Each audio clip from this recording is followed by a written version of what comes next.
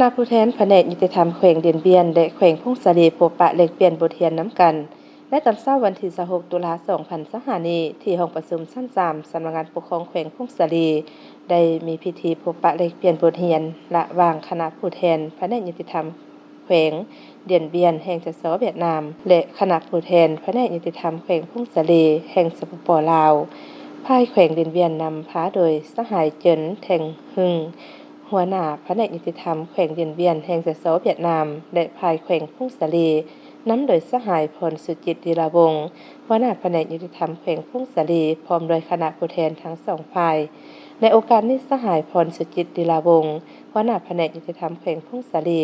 ได้กล่าวต้อนรับและรายงานสภาพการจัดตั้งปฏิบัติเบียกงานยุติธรรมแขวงพงศาลีในระยะที่ผ่านมาให้คณะผู้แทนแขวงเดียนเบียนรับทราบและสหายเจินแทงหึงหัวหน้าแผนกยุติธรรมแขวงเดียนเบียนก็ได้กล่าวแสดงความย่องยอชมเชยต่อการต้อนรับอันอบอุ่นของแขวงพงศาลีซึ่งเป็นการประกอบส่วนอันสำคัญเข้าในการปกปักรักษาและเสริมขยายมิตรภาพอันมีมูลเสื่อความสามัคคีพิเศษและการร่วมมือหอบด้านระหว่างสองชาติลาวเวียดนามให้มั่นคงทะนงแก่นตลอดไปพร้อมทางรายงานการจัดตั้งปฏิบัติเบียกงานยุติธรรมของแขวงเดียนเบียนโดยย่อให้ภายแขวงพงศาลีได้รับทราบซึ่งเบียกงานที่ส่งภายได้แลกเปลี่ยนบทเรียนร่วมกันรวมมีเบียกงานกฎหมายและโฆษณาเผยแพร่กฎหมายเบียกงานทะเบียนศาลเบียกงานยั่งยืนการเสียชีวิตตามคำตัดสินของศาล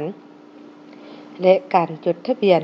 เอาเด็กมาเป็นลูกเลี้ยงและเบียกงานอื่นๆที่พัวพันด้านเบียกงานยุติธรรมเพื่อยกสูงการพัวพันร่วมมือในบรรดาเบียกงานต่างๆของแขนงการแลกเปลี่ยนข้อมูลข่าวสารเกี่ยวกับกฎหมายและเบียกงานยุติธรรมในการพบปะครั้งนี้คณะผู้แทนแผนกยุติธรรมทั้งสองแขวงเดียนเบียนพงศาลีได้ร่วมกันเซ็นบทบันทึกช่วยจำน้ำกัน